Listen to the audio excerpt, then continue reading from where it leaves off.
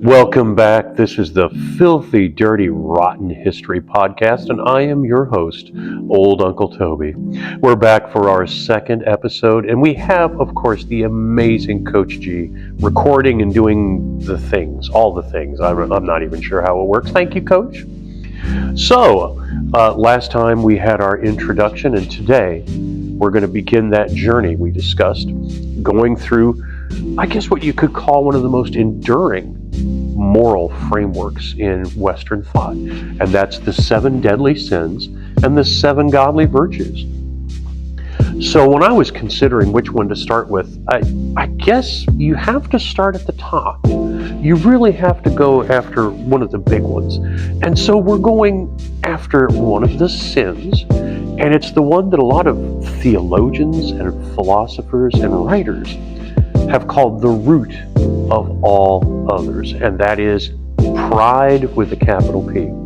So we're going to look at what pride means, where do the ideas come from, how has this been understood across history, and most importantly, how pride has played out in real human lives, shaping empires and institutions and individual fates. It is a grand story. It's about power, it's about self-image, and the very thin line between confidence and collapse. Of course, it is just a cursory investigation, so if this interests you, I'm going to tell you right now, go seek out further information. So let's start here. What is pride with a capital P? When we hear the word pride today, it often sounds very positive. And that's because we've been taught in recent years that it's a good thing to be proud. We're told, take pride in your work. Be proud of your own accomplishments. We tell our kids that we're proud of them when they do good things. And in school, our kids are taught to be proud of their school. And in many ways, this kind of pride is healthy. It might even be necessary for human functioning. But the pride we're talking about today is something very, very different. And it is hard to see it because, frankly, we're conflating 2 different definitions of what pride means. So in the tradition of the 7 deadly sins, pride actually refers to an inflated sense of self-importance, a belief that you are above others, above moral law, perhaps even above the Creator. So, I always like to look at where words come from. The classical definition comes from the Latin superbia. And in this instance, superbia, or pride, means excess, arrogance, overbearing self-regard. So, in this sense, pride isn't confidence. It's an exaltation of self. It is self-worship without any humility whatsoever. Well, let's go to the original source here for our 7 deadly sins. Christian theology. They will tell you pride isn't just one among many sins. It's often considered the original sin. When you look at early church doctors, St. Augustine of Hippo comes to mind, St. Thomas Aquinas. Pride was the sin that gave birth to all of the others. Now why? Why would this be? Because pride convinces us that we don't need guidance, that rules don't apply to us, that our judgment is superior to any authority, human or divine. In this framework, pride is not simply about vanity or ego. It is about rebellion. Now, starting with Christian scripture, this is, of course, the majority of the 7 deadly sins in its origination. Where do we go to for the real example? I would say Isaiah 14:12, maybe Ezekiel 28:12 through 17. It's Lucifer, the fallen angel the rebel against heaven, he is pride in many ways. Depending on the theological interpretation, this powerful figure of heaven, Lucifer, becomes consumed with his own greatness, rather than seeing his gifts as something given to him. He saw them as something that made him equal to or superior to his own creator. It reminds me of a much later quote from Milton in Paradise Lost. The old quote, "It is better to reign in hell than to serve in heaven." Okay, the sin is not ambition alone. It's this belief that goes with it.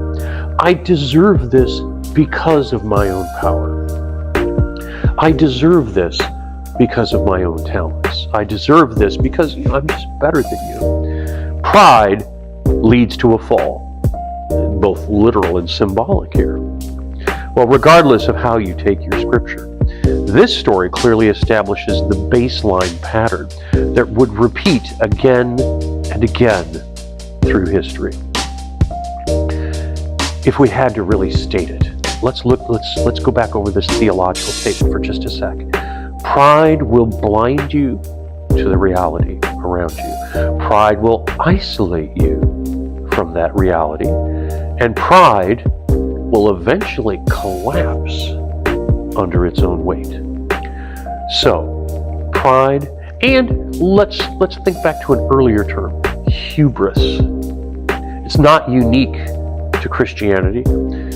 In classical Greek culture, hubris, or excessive pride, especially towards the gods, and it's a sin where mortals forget that they are limited. Greek tragedies over and over again are filled with characters who rise very high, and then they fall very, very hard. Let's take a look at Ovid's Metamorphoses for just a second. There's a myth about a woman named Arachne. So this is before Scripture. But Arachne was a talented weaver who boasted that her skill was even greater than that of the goddess Athena. And there was a contest, and Arachne tried to say that her work was better. Well, the goddess took the shuttle from the loom and beat Arachne to death.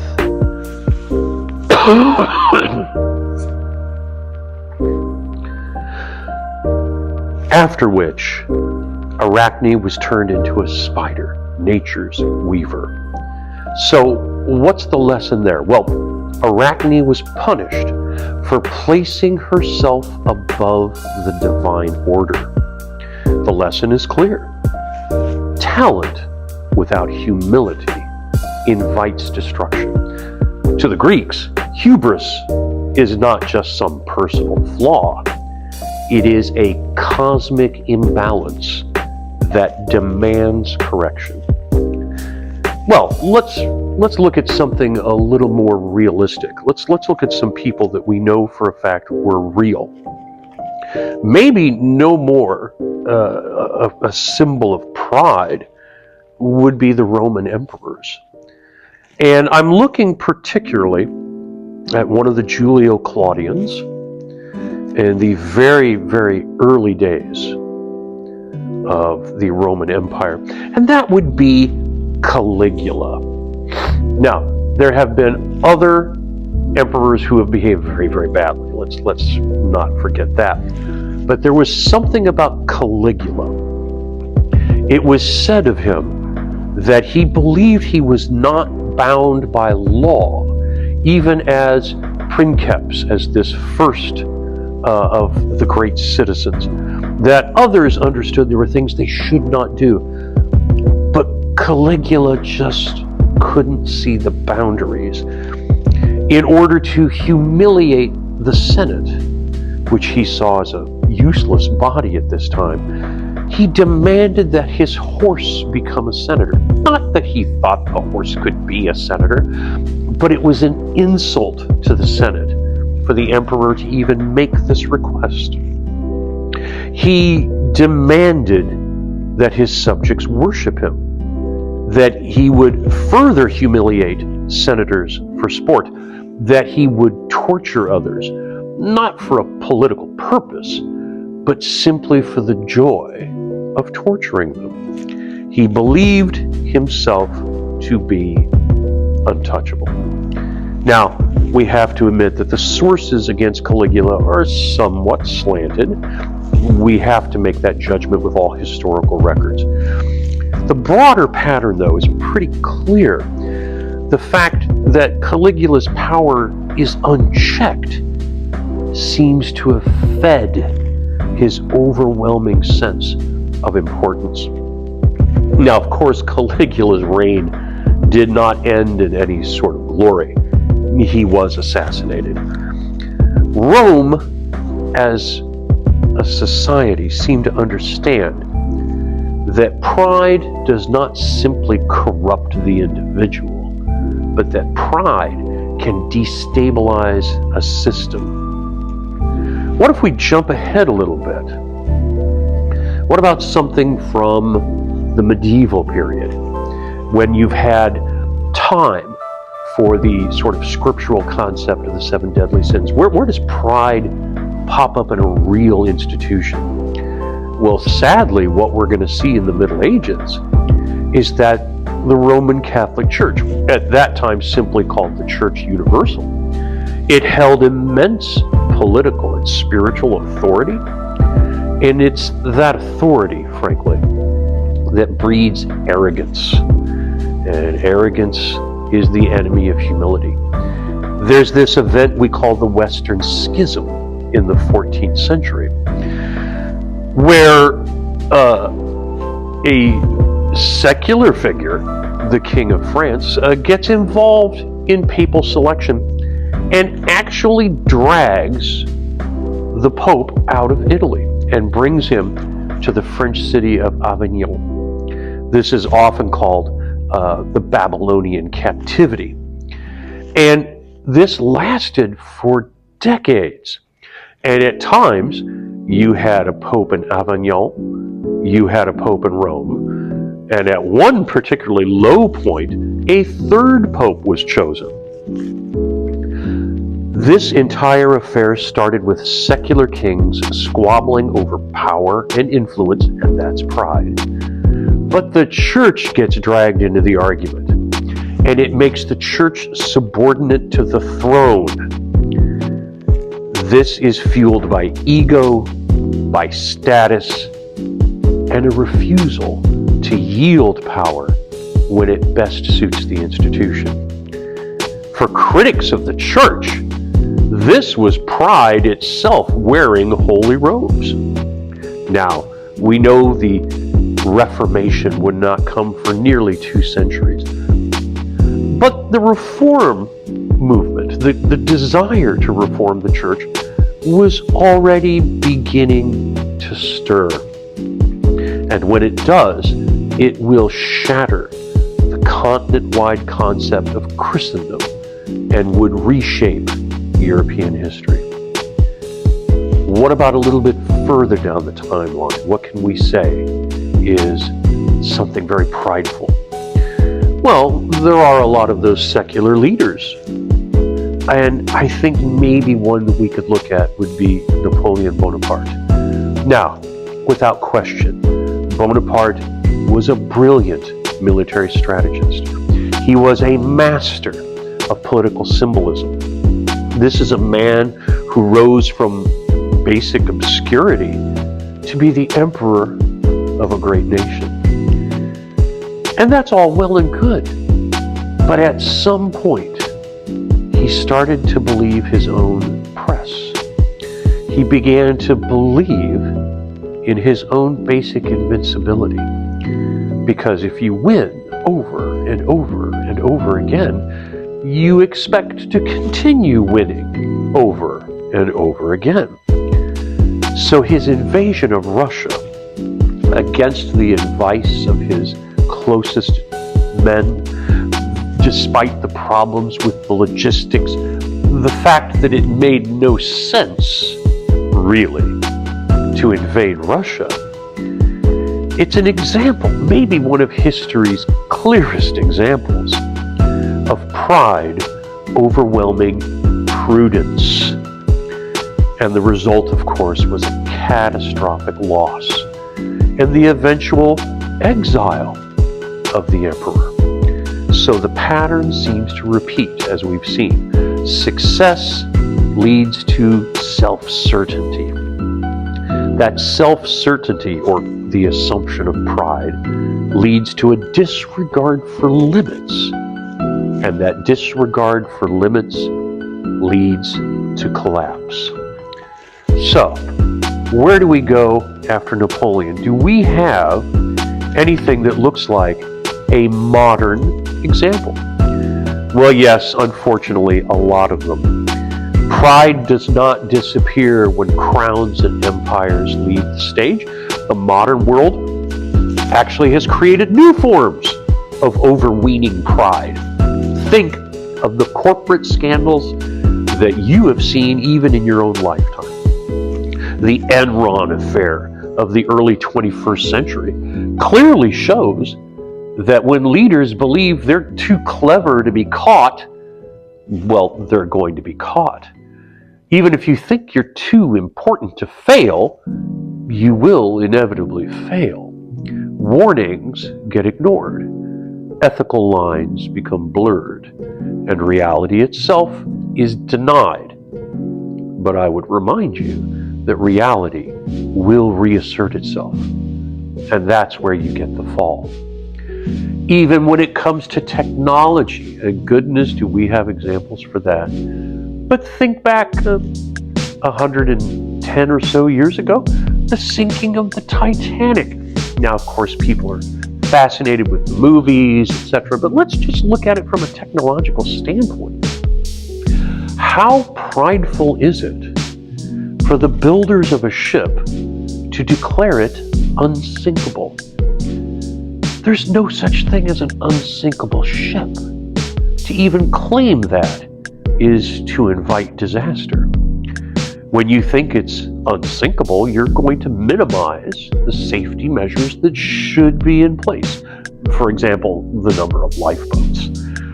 Confidence replaces caution, and we end up with a boat at the bottom of the ocean. Well, pride proves itself to be indifferent to human optimism. Now, it's easy to point to emperors and CEOs. It's much harder to see the pride in ourselves. But pride often shows up quietly. Sometimes we refuse to admit that we make mistakes. Sometimes we believe that we're always the smartest person in the room. Maybe we're just going to deflect that criticism without actually reflecting and asking whether we deserve that criticism. And sometimes we value being right over being kind. So, in this sense, pride isn't necessarily loud, but it is defensive. It's brittle, and it isolates us from growth. Now, the antidote and the opposite of pride is humility, maybe one of the greatest of the 7 godly virtues. And that's the topic that we're going to go for in our next episode. But before we dance off the stage, let's just have a couple of closing thoughts if we can. Pride promises you everything. Pride wants to make your every dream come true. But history and literature and scripture teaches us a much different story.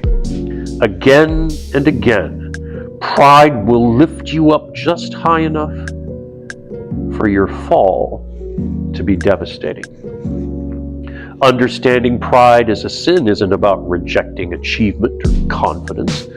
It's about remembering that no success exists in isolation, and that power demands accountability, and that wisdom begins where arrogance ends.